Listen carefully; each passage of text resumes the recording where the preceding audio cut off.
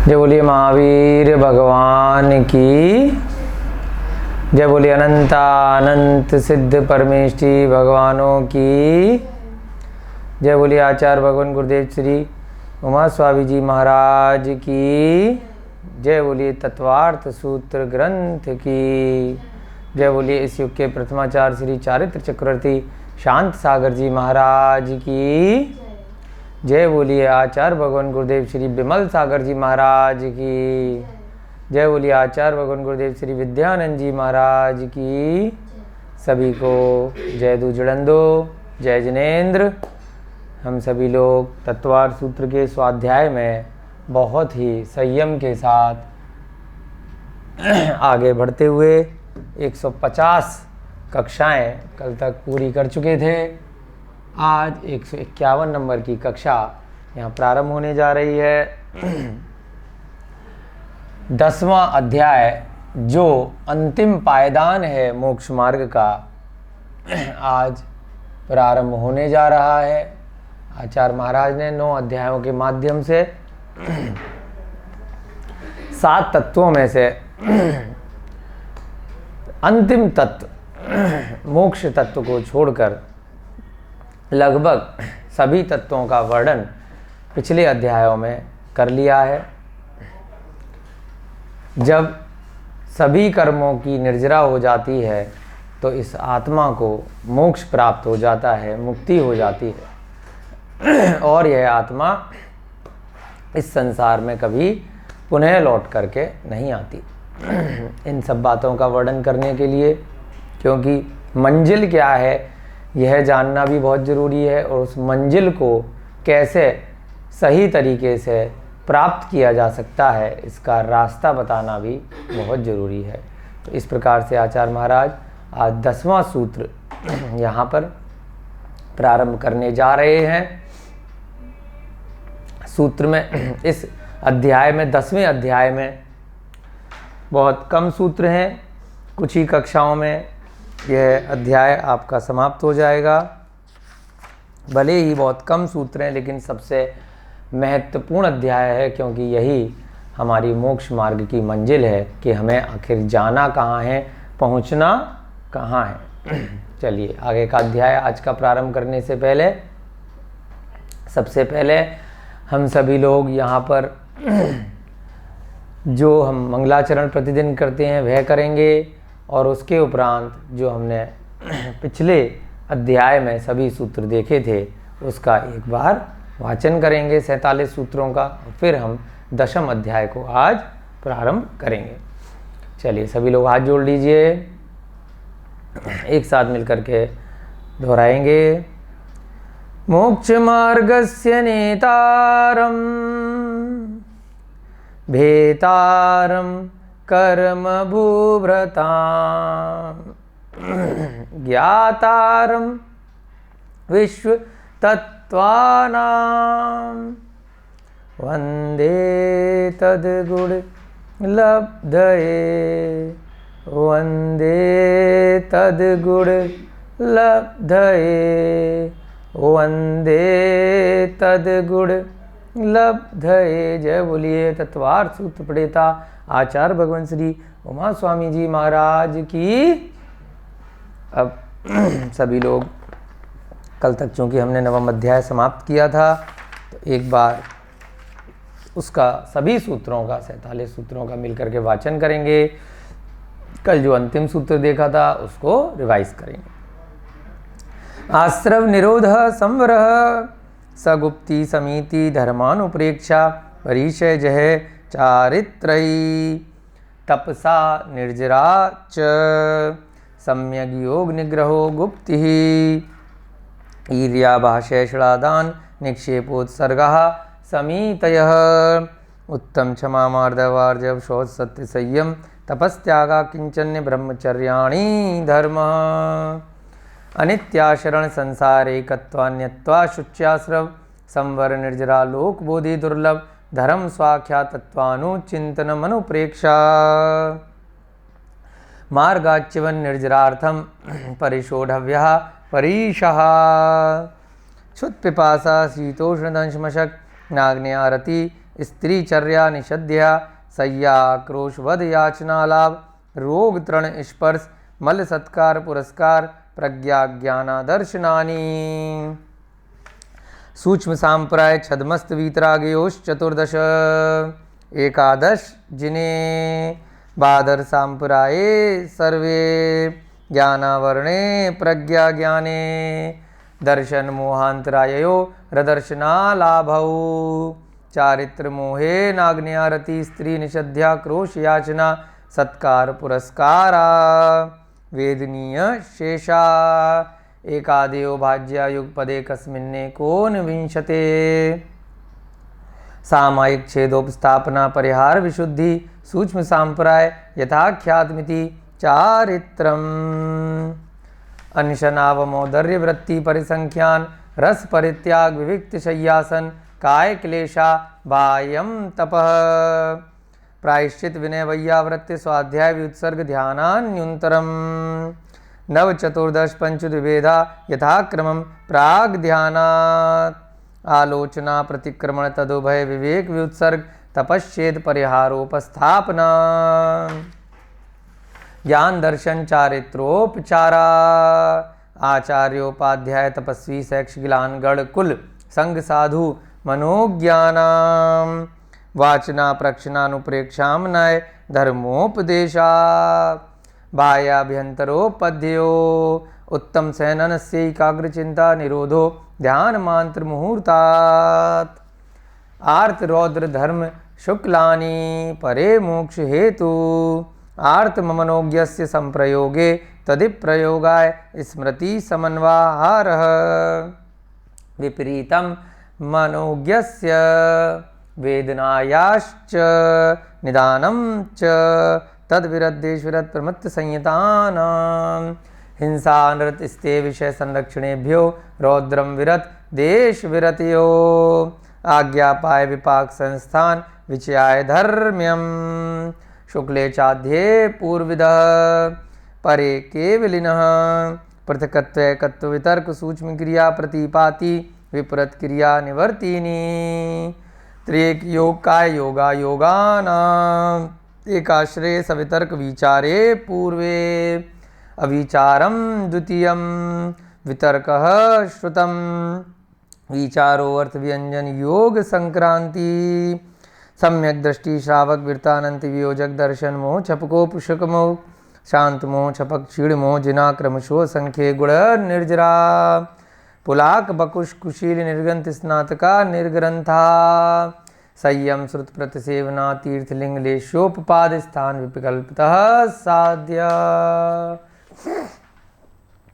इस प्रकार से हमने यहाँ पर 47 सूत्र कल तक की कक्षा में पूरे कर लिए थे। आपका 9वां अध्याय कल समाप्त हो गया था। एक बार पुनः जल्दी से हम जो कल का अंतिम हमने सूत्र 9वें अध्याय में किया था उसको रिवाइज करेंगे। 46वें सूत्र में 5 प्रकार के मुनि आचार्य महाराज ने बताए थे।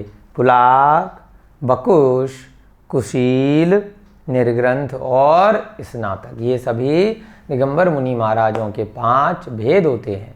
इन्हीं भेदों में पुनः चर्चा करते हुए आचार्य महाराज ने साध्य की दृष्टि से कि किस किस विकल्प से कौन कौन से मुनि साध्य हो सकते हैं, साधना कर सकते हैं, उस प्रकार से इन्होंने फिर से यहाँ पर 8 भेद आगे के सूत्र में, अंतिम सूत्र में बताए।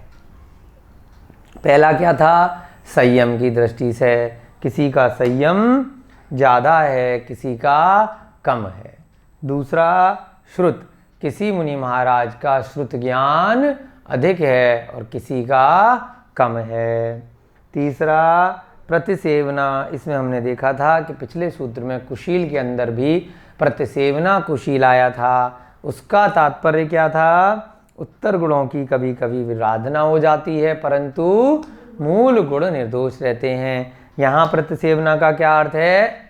क्योंकि सभी मुनि महाराजों में प्रतिसेवना की दृष्टि से विकल्प हो सकता है, यानी धर्म की आराधना कम ज़्यादा होना, उस दृष्टि से हम सभी मुनि महाराजों में भेद कर सकते हैं। यानी कि प्रत्येक जो पांचों हैं, पांचों में भेद हो सकते हैं, ये सारे की सारे आठों, है ना। प्रत्येक के, पुलाक के भी ये सारे आठों भेद हो सकते हैं, बकुश के भी, कुशील के भी, इसी प्रकार से आगे की समझने चाहिए। चौथा है तीर्थ। अब कौन से, किस तीर्थ में मुनि महाराज हुए, यानी कि तीर्थ का मतलब क्या बताया था, तीर्थंकर का जो क्षेत्र होता है उसको तीर्थ कहते हैं। जैसे वर्तमान में भगवान महावीर स्वामी का तीर्थ चल रहा है, तो इस समय जो मुनि महाराज होंगे वह इन पांचों श्रेणी में से हो सकते हैं। समय के काल के अनुसार अभी स्नातक तो नहीं हो सकते, निर्ग्रंथ भी नहीं हो सकते, जो आगे के गुण स्थान वाले हैं। उससे पहले के पुलाक, बकुश और कुशील यहाँ भरत क्षेत्र के आर्यखंड में अभी वर्तमान में जो अवसर्पणी काल का पंचम काल चल रहा है उसमें ये तीन हो सकते हैं, क्योंकि छठे सातवें गुण स्थान तक के अभी वर्तमान में हो सकते हैं, इससे ऊपर। तो इनमें पुलाक में ये सारे हो सकते हैं कि संयम के हिसाब से, श्रुत के हिसाब से, प्रतिसेवना के हिसाब से, तीर्थ के हिसाब से पुलाक के 8 भेद हो जाएंगे। ऐसे ही बकुश के भी ये 8 भेद हो जाएंगे। ऐसे ही कुशील में भी ये 8 भेद हो सकते हैं। तीर्थ आ गया समझ में। फिर लिंग। अब लिंग का क्या मतलब है, यह भाव लिंग की अपेक्षा से अंतर नहीं है, क्योंकि सभी की सभी निर्ग्रंथ दिगंबर मुनि महाराज हैं। बाह्य उपकरण, बाहरी लिंग की अपेक्षा से इनमें थोड़ा बहुत भेद किया जा सकता है ना। जैसे आपने उमासमय महाराज में कई बार लिखा देखा होगा, गृद्ध पिच्छाचार, देखा है शब्द आपने, यानी कि ऐसा उदाहरण आता है कहीं कहीं कि कभी विहार करते समय उनकी मयूर पंख की जो पीछी थी वह मयूर उपलब्ध नहीं थे, तो उनकी पीछी नहीं बना पाए मयूर पंख से, तो गृद्ध की पिक्षी से बना लिया। जो गिद्ध होते हैं उनके पंख मिले, तो गृद्ध पिक्षाचार्य हो गए। तो बाह्य उपकरण की दृष्टि से उनमें अंतर हो सकता है। किसी किसी के समय के अनुसार अलग अलग समय पे अलग अलग कालों में वर्णन आए हैं कि किस प्रकार से पीछी और कमंडल प्रयोग में लाए जा सकते हैं। वर्तमान में मयूर पंख की पीछी यहाँ पर अपने भारत क्षेत्र में सर्व जगह उपलब्ध होती है। ऐसे ही कमंडल भी बनता है। पीछी किस लिए होती है, संयम के लिए, परिमार्जन करने के लिए कि कोई जीव हिंसा ना हो। कमंडल किस लिए होता है, शौच इत्यादि जाने के लिए।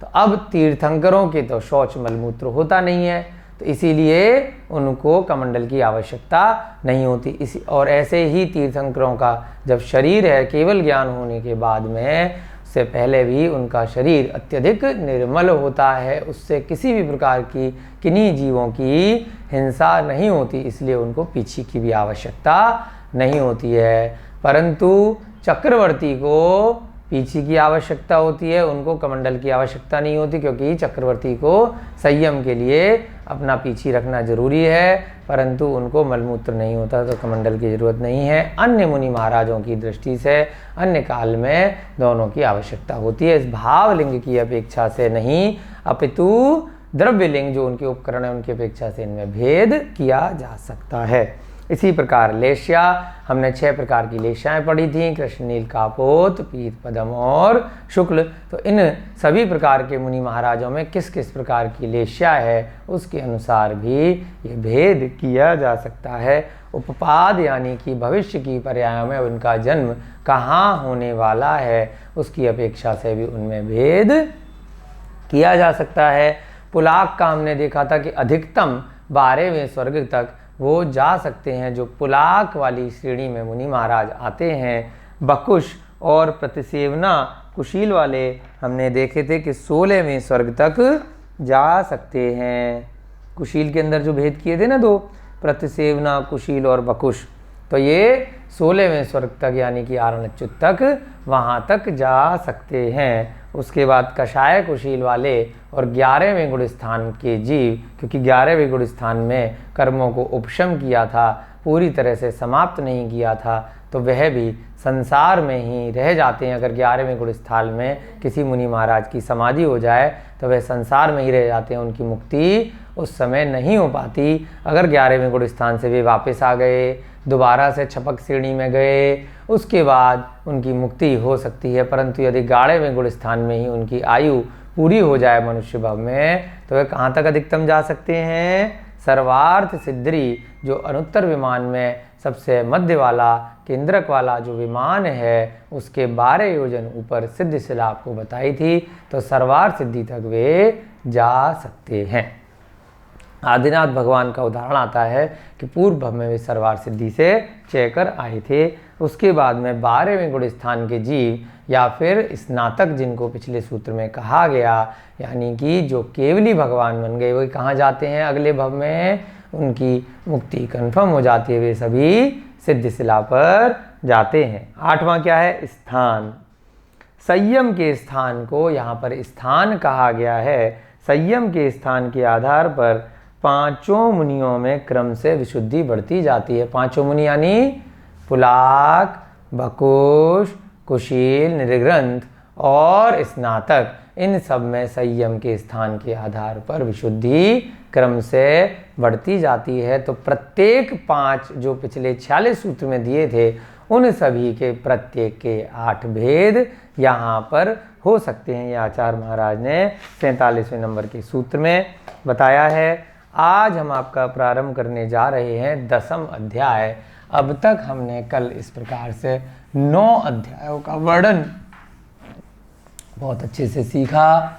आज मोक्ष मार्ग की अंतिम पायदान, अंतिम श्रेणी, बहुत ही अच्छा ये वाला अध्याय है। बहुत ही, अगर पिछले अध्यायों से तुलना करेंगे तो समझने की दृष्टि से बहुत आसान है, बहुत इंटरेस्टिंग है। एक एक सूत्र आप पहले कई बार चर्चा के विषय में इसको ला चुके हैं। उन्हीं बातों को आचार्य महाराज ने अंतिम अध्याय में सूत्र की शैली में यहाँ पर 10वें अध्याय में बताया है। बहुत अच्छा लगेगा आपको और अंदर से आपको आनंद भी आ रहा होगा, थोड़ा सा रिलैक्स भी हो रहे होंगे कि फाइनली हम सभी लोग इतने माह की मेहनत के बाद आज यहाँ अंतिम अध्याय तक पहुँच चुके हैं और बहुत जल्द आपका ये तत्वार सूत्र समाप्त होने वाला है। परंतु इसके साथ ही आपका भविष्य के लिए बहुत बड़ा कार्य प्रारंभ होने जा रहा है कि 10 अध्याय पूरे होते ही आपको प्रतिदिन इन 10वें अध्याय का संस्कृत वाला जो है सूत्रों का वाचन प्रारंभ करना आपको आवश्यक है। तभी आपको ये सारे के सारे सूत्र जीवन पर्यंत याद रह पाएंगे और जब आत्मा में इतने पक्के हो जाएंगे तभी इन सूत्रों का जो महत्व है, जो इनमें बातें बताई हैं, आपकी आत्मा के साथ, आपके कर्मों के साथ, आपके अगले भव तक साथ में जाएंगे। जितना संभव हो तत्वार सूत्र की बातों को हमें अपने जीवन में आचरण में उतारना है। इन्हीं भावनाओं के साथ हम 10वां अध्याय यहाँ पर प्रारंभ करने जा रहे हैं। जय बोलिए महावीर भगवान की। अथ 10मोऽध्याय।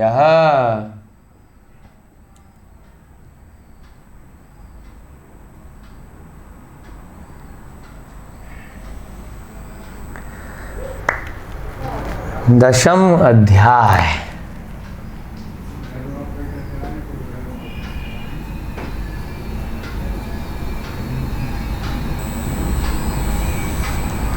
चलिए पहला सूत्र लेते हैं इसका। मोह छया ज्ञान, मोह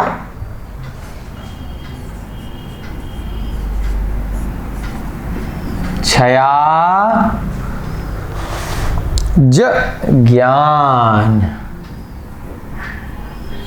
ज्ञ को ज्य भी बोलते हैं, पहले भी बताया आपको कई बार। ज ज्ञान ऐसे भी बोल सकते हैं, ज ज्ञान। दर्शना वर्णांतराय, दर्शना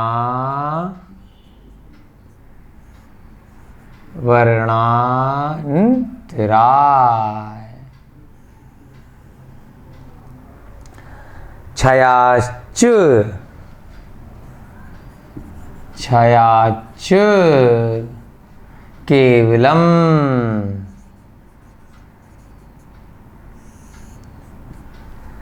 क्या अर्थ बना इसका? मोह छया, इसका संधि विच्छेद करेंगे। मोह छया, मोहनीय कर्म का क्षय होने पर। उसके बाद यहाँ पर संधि की है, ज्ञ को साथ में जोड़ दिया तो आधा ज यहाँ पर बन गया। इसकी जगह आप विसर्ग भी लगा सकते हैं यहाँ पर छया के बाद। फिर क्या रह गया? ज्ञान, यहाँ तक आपका विसर्ग लग जाएगा। मोह छया, ज्ञान, दर्शन, आवरण, फिर अंतराय। ये शब्द सुने सुने से लग रहे हैं ना आपको? घातीय कर्मों में नाम आए थे, मोहनीय कर्म, ज्ञानावरणी कर्म, ज्ञान आवरण, ज्ञानावरणी कर्म, दर्शनावरणी कर्म और अंतराय कर्म। ये 4 कर्म कहाँ पर आए थे? घातीय कर्म में, यानी कि जिनको अभ्यास के साथ में हमें घात करना है। घात माने जिनको समाप्त करना है, जिनको खत्म करना है। क्षया यानी कि इनका क्षय होने पर, फिर से क्षयाच लग गया, च केवलम, क्षयाच केवलम, केवल ज्ञान हो जाता है। ये आपने बहुत बार पहले भी सुना था जब हमने कर्मों के बारे में 8वां अध्याय 7वां किया था। तो उसी बात को यहाँ सूत्र के माध्यम से फाइनली आचार्य महाराज ने यहाँ पे 10वें अध्याय में पहला सूत्र क्या लिया? जब मोहनीय कर्म का क्षय हो जाता है। कौन से गुण स्थान में होता है? जल्दी से बताइए, बताइए। क्षीण मोह, बहुत सही बताया आपने। 12वें गुण स्थान के अंत में जाकर के यह मोहनीय कर्म का क्षय होता है, इसीलिए इसको क्षय से क्या कर दिया? क्षीण मोह, उस गुण स्थान का नाम लिखा गया। तो क्या होता है? तुरंत जैसे ही 12वें गुण स्थान के अंत में यह कार्य होता है, जीव कहाँ पहुँच जाता है? एक कदम ऊपर, एक सीढ़ी ऊपर 13वें गुण स्थान में प्रवेश कर जाता है। उस 13वें गुण स्थान को क्या कहते हैं? केवल ज्ञान की अवस्था, यानी कि सयोग केवली, योग के साथ में केवल ज्ञान है। अब योग कौन सा है? 4 उनके अघातीय कर्म बचे थे, इसलिए शरीर की अपेक्षा से उनके योग रह गया, इसलिए क्या कहा? सयोग केवली। तो यहाँ पर क्या बताया सूत्र के माध्यम से आचार्य महाराज ने कि केवल ज्ञान कब होता है? जब मोहनीय कर्म का क्षय होता है। बहुत इंपॉर्टेंट बात दी है यहाँ पर आचार्य महाराज ने। ज्ञानावरणी कर्म का क्षय नहीं बोला, आप ध्यान दीजिए शब्दों पर। यह नहीं कहा ज्ञाना दर्शना वर्णा क्षया। चारों जो कर्म हैं, जो घातीय कर्म है, उसमें क्षय किसका करना है? मोह का क्षय करना है। मोहनीय कर्म ही सबसे ज़्यादा खतरनाक है। 7वें 8वें अध्याय में आपको बताया था 70 कोड़ा कोड़ी सागर तक उसकी उत्कृष्ट अवस्था है, जब तक उसका विपाक या उदय आ सकता है। तो ऐसे मोहनीय कर्म का ही आपको क्षय करना है। जिस वक्त आपका राग और द्वेष पर वस्तुओं से समाप्त हो जाएगा, मोह खत्म हो जाएगा, तो आत्मा में स्वतः ही ज्ञान दर्शन प्रकट हो जाएगा। यानी कि आपको ज्ञानावरणी कर्म के लिए कुछ क्षय नहीं करना, आपको दर्शनावरणी कर्म को आपको रगड़ रगड़ के अलग नहीं करना आत्मा से, आपको अंतराय कर्म को अलग नहीं करना। आपको अलग किसको करना है? सिर्फ और सिर्फ 8 प्रकार के कर्म में से सबसे महत्वपूर्ण कर्म है एकमात्र कर्म मोहनीय कर्म को आपको अपने वर्तमान की पर्याय की अपेक्षा से देखें तो मन की सहायता से आपको अपनी आत्मा से, मोह से जितने भी जुड़े हुए पर वस्तुएं हैं उनको अलग करना है। पर वस्तुओं में किसी भी प्रकार का राग और द्वेष नहीं रखना है। आत्मा को इतना निर्मल बना देना है कि कभी भी किसी भी चीज़ से आपको कोई फर्क नहीं पड़े।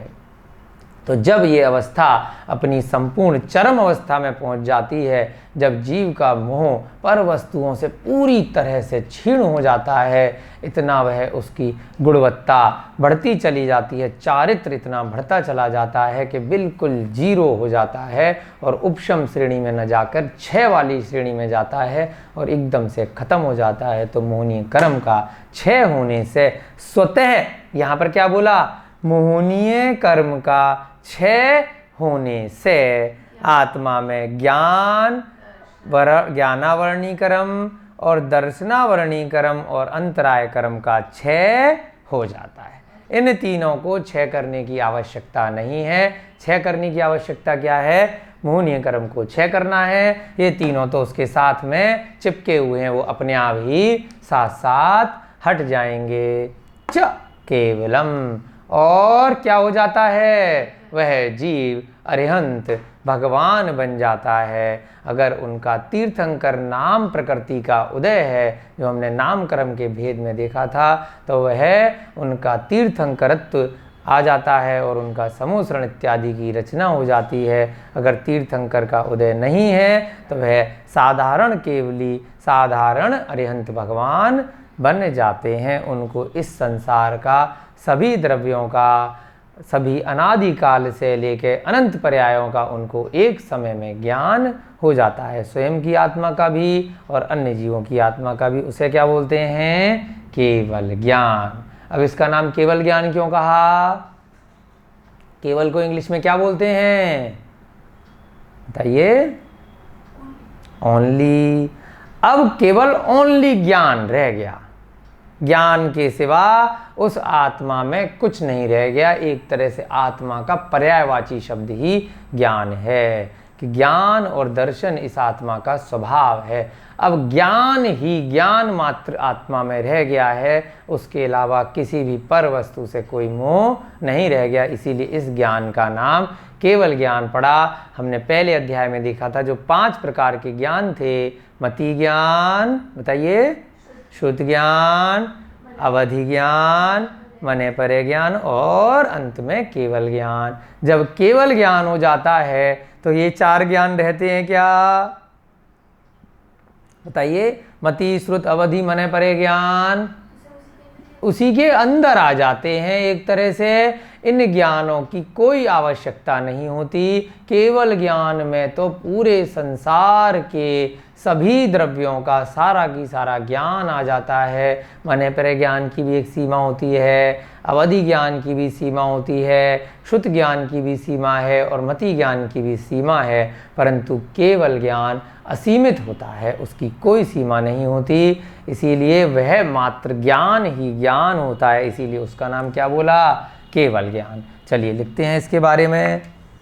बहुत आसान सूत्र है, परंतु इस सूत्र को आचार्य महाराज ने बहुत इंपॉर्टेंट तरीके से यहाँ पर महत्वता के साथ से बताया है कि मोहनीय कर्म का क्षय करने पर बाकी के सारे जो 3 कर्म बचे घातीय कर्म में स्वतः क्षय हो जाते हैं। मोह क्षया, ज्ञान,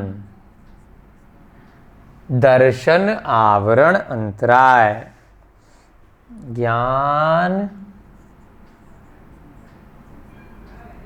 दर्शन आवरण अंतराय,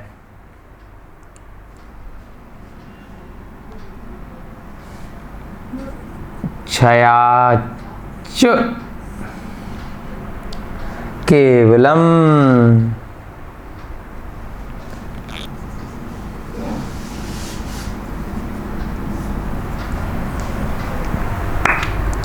चलिए क्या अर्थ बना इसका? मोहनीय कर्म का क्षय होने पर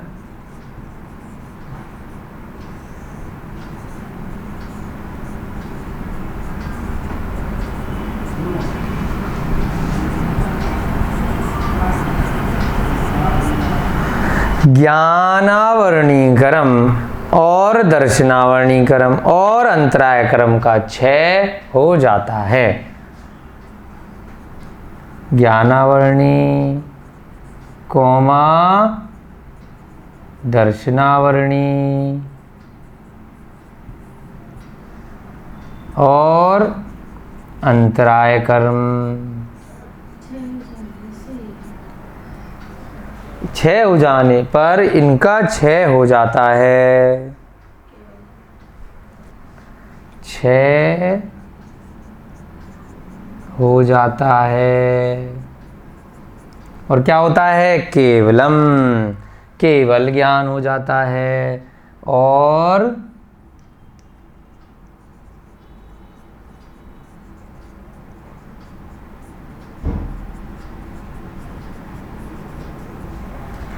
च माने और, यहाँ पे और लगा लीजिए, और क्षय हो जाता है और केवल ज्ञान हो जाता है।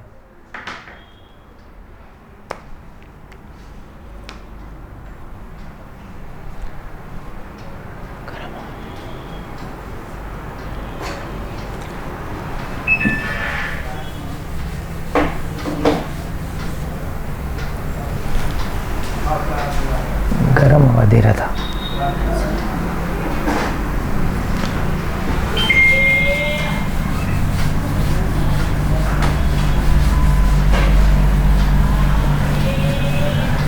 चलिए इसके बारे में अब लिखते हैं आगे। अर्थात क्या अर्थ बना इसका?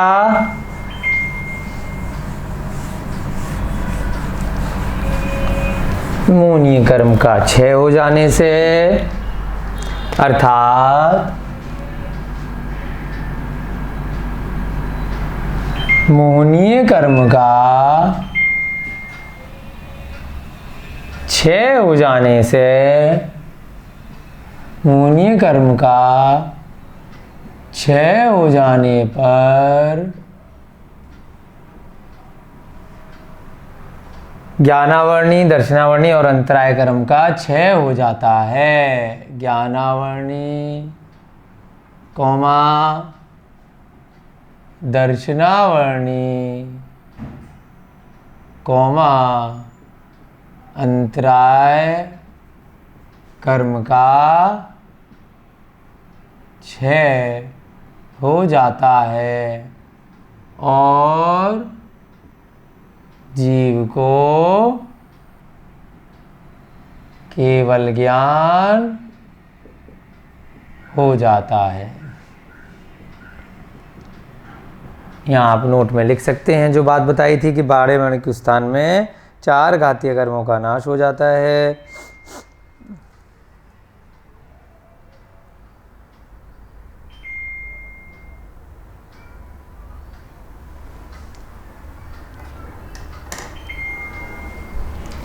नोट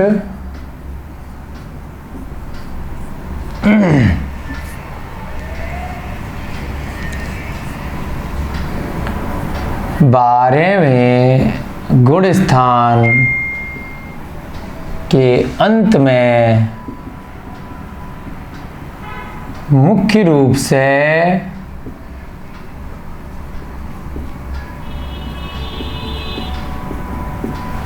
मोह का क्षय होता है।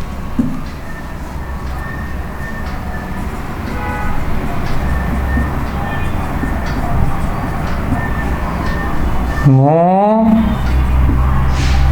क्षीण होते ही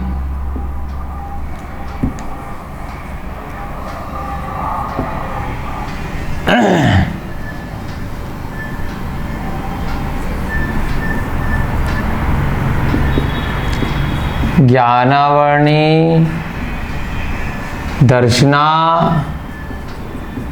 ऐसा नहीं है कि एक एक करके हो रहे हैं। जैसे ही मोह क्षीण हुआ तो बाकी के 3 कर्म भी एक साथ ही स्वतः समाप्त हो जाते हैं। ज्ञानावर्णी, दर्शनावर्णी तथा अंतराय कर्म भी उसी समय स्वतः क्षीण हो जाते हैं।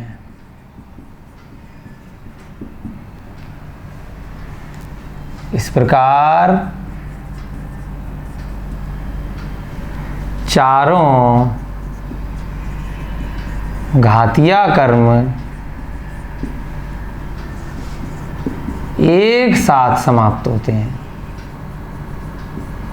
ऐसा नहीं है कि 1 बाई 1 करके नंबर से जैसे दे रखे हो, पहले ज्ञानावर्णी जाएगा, फिर 5 मिनट बाद दर्शनावर्णी, फिर मोहनीय अंतराय। मुख्य रूप से पहले मोहनीय कर्म जाएगा, उसके बाद उसी समय बाकी के 3 कर्म भी क्षय हो जाएंगे। हाँ, मोह का क्षय होता है मुख्य रूप से। मोह का क्षय होता है मोह क्षीण होते ही ज्ञानावरणी अंतराय कर्म भी उसी समय स्वतः क्षीण हो जाते हैं। इस प्रकार चारों घातीय कर्म एक साथ समाप्त हो जाते हैं और जीव को केवल ज्ञान हो जाता है और वह 13वें गुण स्थान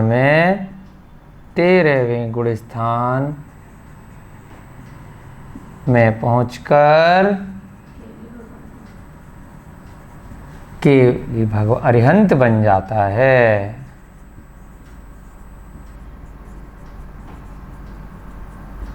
ये कई बार प्रश्न आता है, सामान्य रूप से शंका आती है कि 4 जो कर्म दिए गए हैं घातीय कर्म, तो उनमें सबसे पहले कौन सा नष्ट होता है? ये बहुत बार प्रश्न आता है। तो उस बात को यहाँ पर आचार्य महाराज ने इस सूत्र के माध्यम से समाप्त किया है कि भाई एक एक करके कोई कर्म नष्ट नहीं होगा, बस मोहनीय कर्म को आपको पूरी तरह से समाप्त करना है। और मोहनीय कर्म जिस क्षण समाप्त होता है तो उसी क्षण बाकी के 3 जो और घातीय कर्म है, यानी कि ज्ञानावरणी, दर्शनावरणी और अंतराय कर्म, उसी क्षण स्वतः समाप्त हो जाते हैं। चलिए दूसरा सूत्र करेंगे, बड़ा ही अच्छा सूत्र है दूसरा इसी के आगे। बंध हे तत्व भाव। बंध यहां से मिटा दें,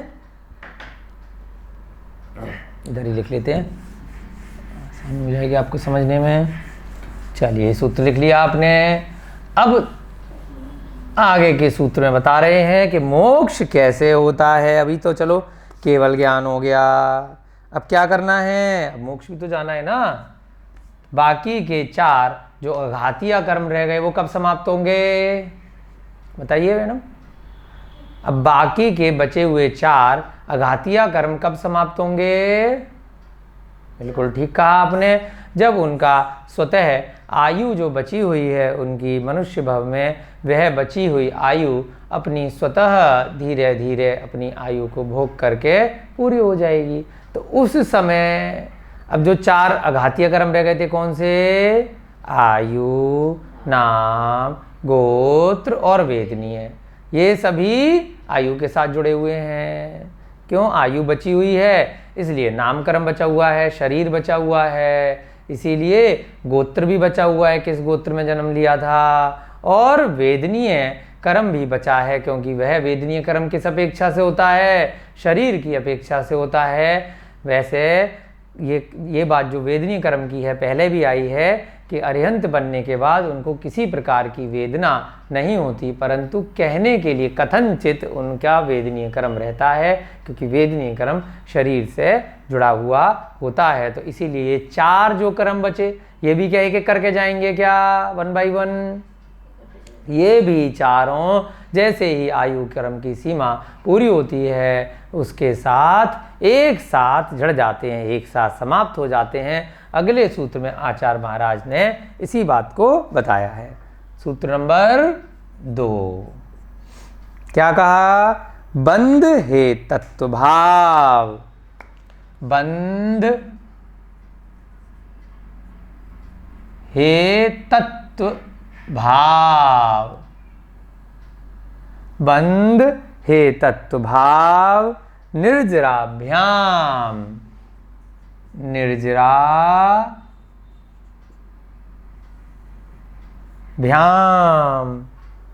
कृत्सन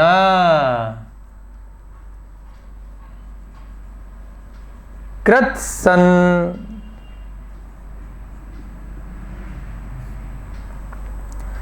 कर्म विप्र मोक्षो मोक्षः। कर्म विप्र मोक्षो मोक्षः। 2 बार मोक्ष शब्द आ गया इसमें, क्या मतलब हुआ दोनों बार के मोक्ष का?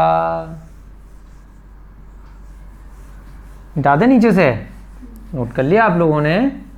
चलिए इस सूत्र में क्या बताया आचार्य महाराज ने? अब यहाँ पर मोक्ष की परिभाषा बताई कि मोक्ष क्या होता है। मोक्ष क्या होता है? बंध हे तत्व अभाव, बंध हे तत्व भाव।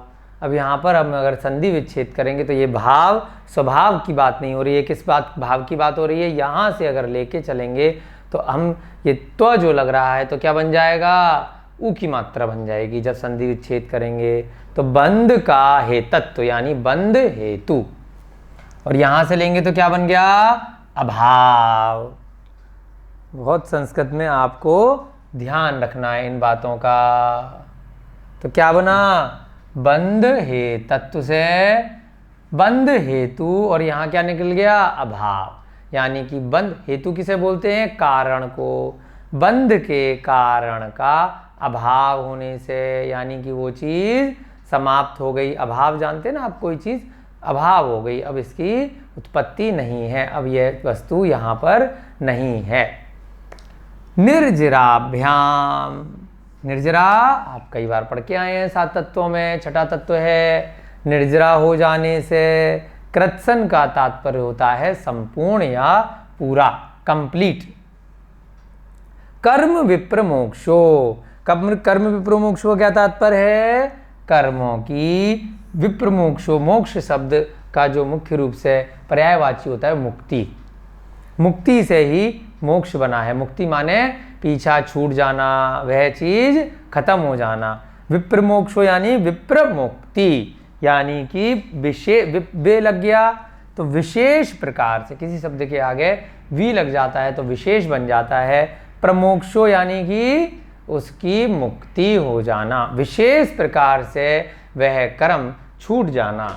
जो विशेष प्रकार का क्या मतलब है? जो हमने पिछले अध्यायों में हमने विधिवत पढ़ा कि किस प्रकार से कर्म आत्मा से आते हैं। संवर को प्राप्त पहले आश्रव होता है, फिर उसके बाद उनका बंध होता है, फिर उनका संवर किया जाता है, फिर निर्जरा होती है और फिर अंत में मोक्ष होता है। तो यहाँ पर मोक्ष की परिभाषा इसी प्रकार से दी है कि मोक्ष क्या कहलाता है? मोक्ष क्यों होता है बताइए? क्योंकि अब आत्मा में नए कर्म आने का, बंद होने का हेतु नहीं रहा। सबसे पहले आप 7 तत्वों को जल्दी से रिवाइज कीजिए, बताइए फटाफट से। जीव, अजीव, आश्रव, बंध, संवर, निर्जरा, मोक्ष। अब आत्मा में कर्म आते कैसे हैं? आश्रव से। उसके बाद क्या हो जाते हैं? बंध जाते हैं। कर्मों का आना तो रोक नहीं सकते, लेकिन क्या रोक सकते हो आप? उसमें आने के बाद बंधना आप रोक सकते हो। अब यहाँ पर जब जीव आगे के गुण स्थानों में पहुँचा, सम्यक दर्शन ज्ञान चारित्र के साथ में आगे पहुँचता गया, उसके बाद उसका क्या समाप्त हो गया? अब कर्म भले ही आएगा लेकिन बंधेगा नहीं। जैसे कि कोई भी चिपकने की कोई चीज़ नहीं है। हमने स्निग्ध गुण और रुक्ष गुण में इसमें पढ़ा था कि अगर स्निग्ध गुण है ही नहीं, चिपकने की क्षमता है ही नहीं, एक पेन को हमें इस पेन से चिपकाना है, क्या बंद हो रहा है? इनका नहीं हो रहा। इनको हम अगर गर्म कर दें, कोई गम लगा दें, फेविकॉल लगा दें, कोई गोंद लगा दें तो क्या होगा? चिपक जाएंगे। स्निग्ध गुण होने की वजह से वह चिपकते हैं।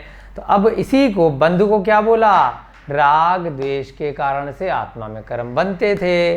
अब जब जीव को केवल ज्ञान हो गया, इस सूत्र में, पिछले सूत्र में बता दिया, 4 घातिया कर्मों का नाश हो गया, मोहनीय कर्म एकदम से शून्य हो गया। जब मोहनीय कर्म शून्य हो गया, न राग रहा, न द्वेष रहा, न आत्मा में स्निग्ध गुण रहा और ना ही रुक्ष गुण रहा। इन 2 गुणों के कारण से आत्मा में कर्म आकर के बंध को प्राप्त होते थे। तो बंध का हेतु का क्या हो गया? अभाव हो गया। अब कर्म आएंगे भी तो बंधेंगे ही नहीं, चिपकेंगे ही नहीं। और दूसरा, पिछले जो कर्म इकट्ठे हो गए थे आत्मा में, निर्जराभ्याम, उनकी निर्जरा हो गई। वो या तो अपना फल दे करके चले गए या तप के माध्यम से उनको जल्दी फल दिला दिया गया, जल्दी झड़ा दिए गए। तो क्या हुआ? 2 चीज हुई, पहली चीज, नया कर्म आने का बंध का कारण ही खत्म हो गया, आएगा ही नहीं, चिपकेगा ही नहीं। दूसरा, पहले से आत्मा में जितने कर्म भरे पड़े थे वह सारे की सारे शून्य हो गए, तभी तो मोनी कर्म का क्षय हुआ है। उसके बाद क्या होगा, कृत्सन, यानी कि सारे की सारे, कृत्सन का तात्पर्य अब एक भी कर्म आत्मा में पिछला नहीं बचा। कर्म यानी कि कर्म की बात हो रही है। विप्र मोक्षो, और कैसे छूट रहे हैं, निर्जरा कैसे हो रही है, विशेष प्रकार से उनसे मुक्ति हो रही है। उनके छूट जाने को क्या कहते हैं, मोक्ष कहते हैं। अब क्या मतलब हुआ इस सूत्र का, यानी कि बाकी के बचे हुए जो 4 अघातिया कर्म थे वो भी यहाँ पर छूट गए।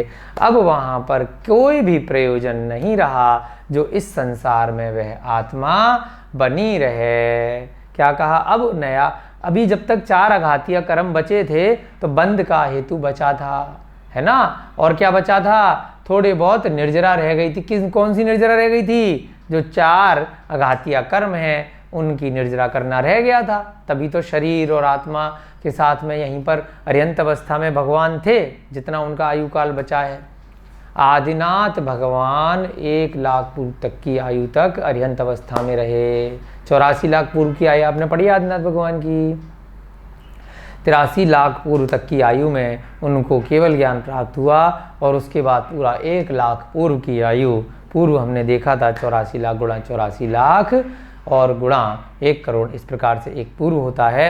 84 लाख गुणा 84 लाख गुणा 84 लाख, तो इतनी बड़ी आयु तक आदिनाथ भगवान अरिहंत अवस्था में बने रहे, उनका आयु क्रम शेष बचा रहा। इसी प्रकार से भगवान महावीर की आयु भी अरिहंत बनने के बाद मोक्ष होने के बीच का जो गैप रहा, सभी भगवानों का गैप रहता है। उस अवस्था में 4 अघातिया कर्म बचे रहते हैं। तो यहाँ इस सूत्र में क्या कहा, वो 4 अघातिया कर्म भी जब नाश हो जाते हैं, अब वह जीव दोबारा जन्म नहीं लेता और मोक्ष को प्राप्त कर लेता है। चलिए, सूत्र का अर्थ आपने समझ लिया अच्छे से। बंध हेतु अभाव, दूसरा निर्जराभ्याम, निर्जरा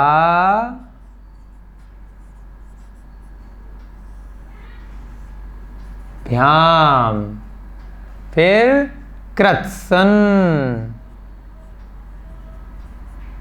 सारे की सारे संपूर्ण कर्म, उसके बाद विप्रमोक्षो,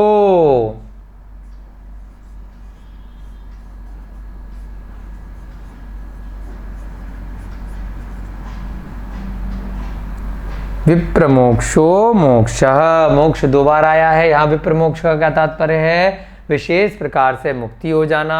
मोक्ष माने मोक्ष कहलाता है। जो 7वां तत्व में मोक्ष शब्द का प्रयोग किया था वह मोक्ष क्या कहलाता है, क्यों होता है वह मोक्ष, आ गया समझ में आपके।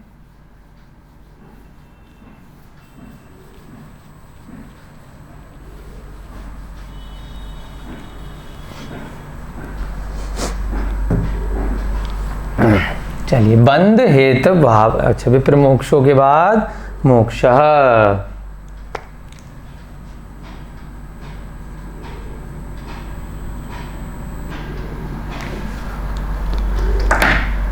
बंध के हेतु का अभाव हो जाने से, बंध के कारणों का, क्यों, कारण का क्या नाम है, कारण का नाम था यही मोहनीय कर्म। अब ये मोहनीय कर्म जो कारण था उसका अभाव हो गया, वही बंध का कारण था। बंध के कारणों का अभाव हो जाने से निर्जराभ्याम, निर्जरा हो जाने से,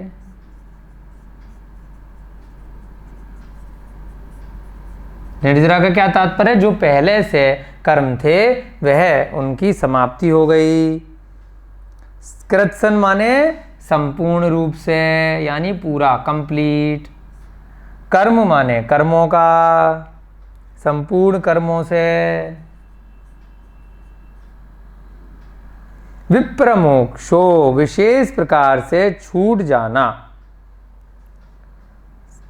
संपूर्ण कर्मों का विशेष प्रकार से मुक्त हो जाना। विप्रमोक्षो यानी विशेष प्रकार से मुक्त हो जाना, छूट जाना। विशेष प्रकार कौन सा है? जो हमने विधिवत देखा है कि मोहनीय कर्म किस प्रकार से गुण स्थानों में ऊपर बढ़ते बढ़ते 12वें गुण स्थान के अंत में जाकर के मोहनीय कर्म समाप्त होता है। विशेष प्रकार से मुक्त हो जाना क्या कहलाता है? मोक्ष। मोक्ष कहलाता है या मोक्ष हो जाता है, मोक्ष का कारण है।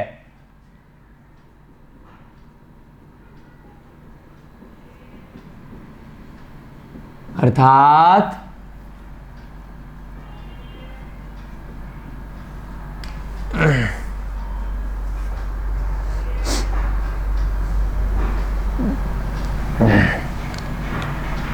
बंध के कारणों का अभाव हो जाने से, अर्थात आत्मा में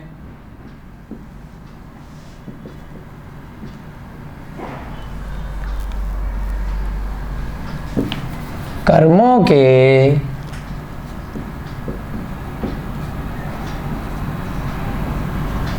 बंध के कारणों का अभाव हो जाने से,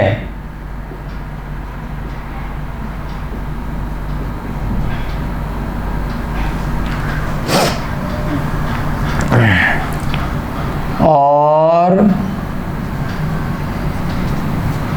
पूर्व के संपूर्ण कर्मों की निर्जरा हो जाने से, पूर्व के संचित संपूर्ण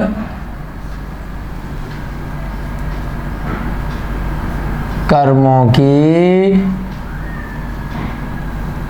निर्जरा हो जाने से,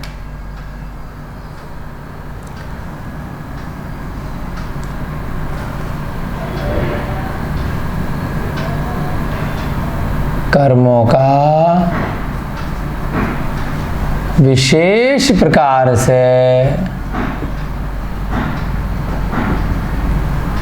कर्मों की विशेष प्रकार से मुक्ति हो जाती है या छूट जाते हैं या अलग हो जाते हैं। कर्मों की विशेष प्रकार से मुक्ति हो जाती है। मुक्ति हो जाना, कर्मों का विशेष प्रकार से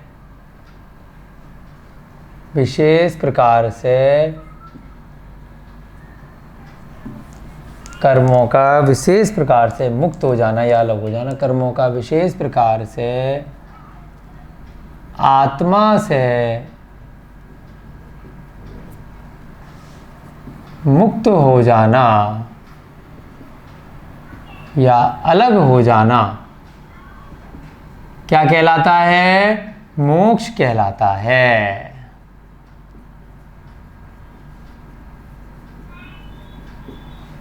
है ना? कि बंध के कारणों का अभाव का क्या मतलब है? बंध के कारणों का मतलब अब मोहनीय कर्म खत्म हो गया, उसके साथ ही अब ये मोक्ष की बात कर रहे हैं तो बाकी के जो 4 क्रम थे वह भी समाप्त हो गए। अब कोई भी हेतु नहीं रहा, कोई भी कारण नहीं रहा जिस कारण से वह आत्मा इस संसार में बनी रहेगी। तो उस क्षण को क्या कहते हैं? वह आत्मा मुक्ति को प्राप्त हो जाती है। और कहाँ पहुँच जाती है? मुक्ति को प्राप्त होने के बाद कहाँ पहुँच जाती है? सिद्ध शिला पर। उसको बताने के लिए अब आचार्य महाराज यहाँ पर तीसरा सूत्र ले रहे हैं। ये भी छोटा सा सूत्र है, आज ही कंप्लीट कर लेते हैं। तीसरा सूत्र और लेंगे आज। क्या है तीसरा सूत्र? औपशमिकादि भव्यत्वानां च।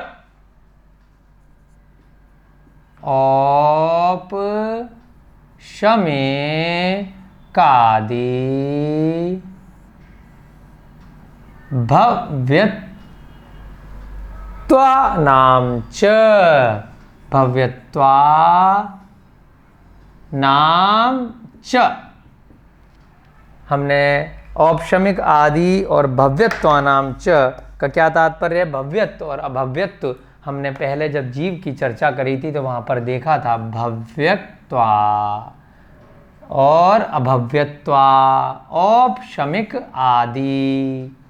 क्या तात्पर्य हुआ इसका? च माने और, यानी कि जब आत्मा मुक्त हो गई तब उसमें भव्यत्पना अभव्यत्पना रहा क्या? भव्यपना क्या होता है? जल्दी से रिवाइज करके बताइए। भव्य और अभव्य की चर्चा की थी, ध्यान आ गया आपको? जीव में भव्यपना होता है, यानी कि मुक्ति की प्राप्ति की शक्ति होती है, अभिव्यक्ति नहीं हो रखी होती। हम सभी में क्या है? हम सभी भव्य हैं या भव्य हैं? जो भी जीव यहाँ पर तत्वार सूत्र पढ़ रहा है उसके ज्ञान का क्षयोपशम तभी हो पा रहा है, तो हम सभी को अपने को तो कम से कम भव्य मानना ही चाहिए कि हम लोग भव्य जीव हैं, तभी हम ये जिनवाणी का स्वाध्याय कर पा रहे हैं। इतनी हमारा सम्यक दर्शन प्राप्त करने की ये भावना यहाँ पर बनी है। तो भव्य क्या होता है? जिनको कभी ना कभी मोक्ष होगा। अब इसमें भी भेद हमने पढ़े थे, दूरानिदूर भव्य, निकट भव्य, है ना? यानी कि ऐसे भव्य जीव जिनको बहुत बाद में मोक्ष होगा, है ना, तो वह कदनचित कथनचित कहने के लिए अभव्य जैसे ही है, क्योंकि अभी नहीं होना, बहुत दूर जाके होगा। और एक होते हैं निकट भव्य, यानी कि जिनको शीघ्र मोक्ष हो सकता है। तो अपन सब अपने को क्या समझें? निकट भव्य ही समझें। तभी हम ये सारा अभ्यास कर रहे हैं, पढ़ रहे हैं, समझ रहे हैं, अपने अपने चारित्र में इन चीज़ों को हम ढालने का प्रयास कर रहे हैं। तो भव्यत्वानाम च, औपशमिक आदि भव्यत्वानाम च, यानी कि पिछले सूत्र में जो बात बताई थी कि अभाव हो जाता है, वही चीज़ यहाँ पर साथ में लेके चलेंगे कि जब जीव को मोक्ष हो गया तो अब उसके ये भाव रहा क्या भव्य बनने का? जैसे मान लीजिए आपको डॉक्टरी की पढ़ाई करनी है, तो कहा भाई इसमें डॉक्टर बनने की क्षमता है। जिस दिन आपको डॉक्टर की डिग्री मिल गई तब वह क्षमता कहलाएगी क्या? तब तो आप बन ही गए।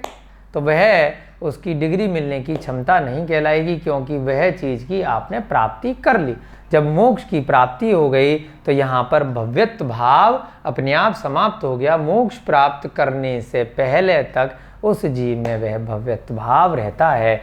ऐसे ही औपशमिक आदि, यानी कि कर्मों का दबाने का भाव, जो हमने दूसरे अध्याय में 5 प्रकार के भाव पढ़े थे, छायिक, औपशमिक, छायोपशमिक, आपको ध्यान है ना, पारिणामिक, है ना? कौन कौन से भाव थे दूसरे अध्याय में? निकाल लीजिए, ये सारी चीज़ें साथ साथ रिवाइज करती चलिए तो अच्छा रहता है, याद आ जाती हैं। कौन कौन से भाव देखे थे?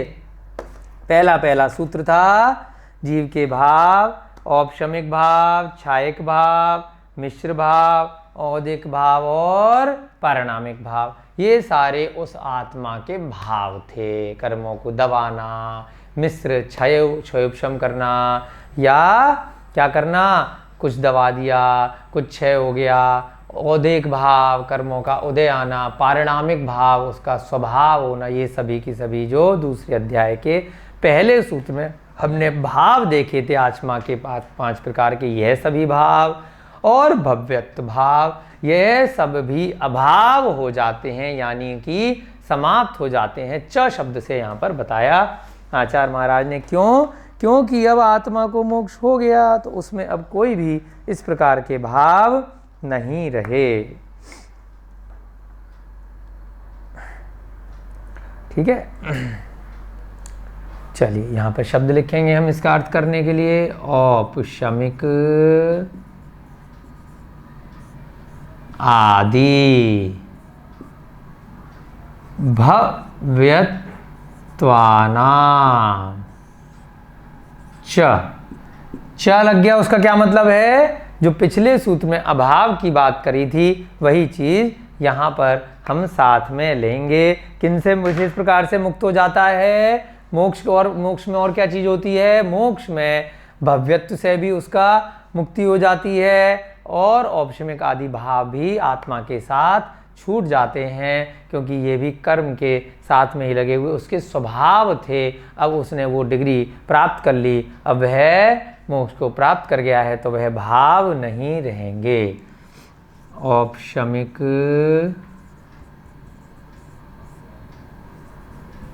आदि भाव, भव्यत्व भाव, च माने और, यानी कि अभाव हो जाता है। ये कहाँ से लिया? पिछले सूत्र से। अर्थात मोक्ष हो जाने पर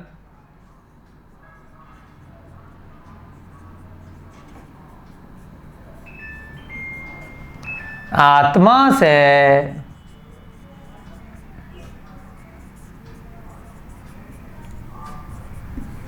औपशमिक आदि भाव तथा भव्यत्व भाव का भी अभाव हो जाता है।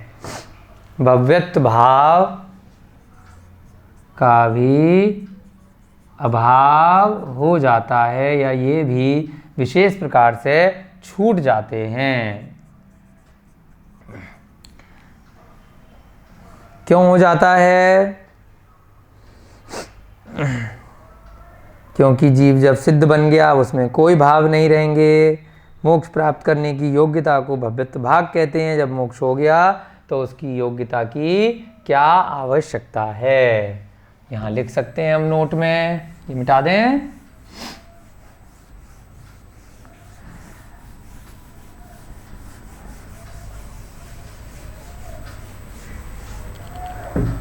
औपशमिक भाव के नाम आप याद करके लिख लीजिए। औपशमिक, छायिक, मिश्र, औदिक और पारणामिक। नोट है ना। औपशमिक आदि भाव मतलब औपशमिक, दूसरा छायिक, तीसरा छायोपशमिक,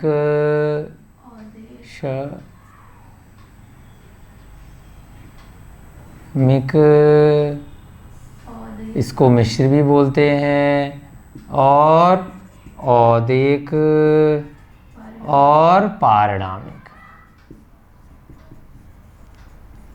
पारिणामिक भाव तथा भव्यत्व भाव मोक्ष से पहले तक रहते हैं। भव्यत्व भाव अर्थात मोक्ष प्राप्त करने की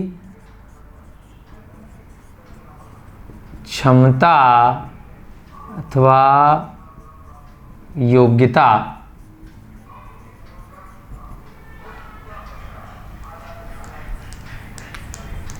जब मोक्ष हो गया तब योग्यता की कोई आवश्यकता नहीं रही। अब मान लीजिए मुनि बनने की योग्यता है आपके अंदर, तो वह तब तक के मुनि बनने के भाव चल रहे हैं। अब जब मुनि बन गए तो मुनि बनने के भाव आपके समाप्त हो गए। अब तो आप स्वयं मुनि बन गए, तो इसी प्रकार से जब आप मोक्ष को प्राप्त कर गए तो भव्यत्व भाव भी आपके चले गए। अब कर्मों, ये जो उपशम आदि हैं, कर्मों का दबाना, कर्मों का क्षय होना, कर्मों का मिश्र भाव होना, उदय आना, पारिणामिक आना, ये सब भाव जब तक संसारी अवस्था में हैं तब तक रहते हैं। मोक्ष प्राप्त होने पर ये सभी भाव भी समाप्त हो जाते हैं। अब कौन सा भाव रह जाता है? कौन सा भाव रह जाएगा? सिद्धत्व भाव।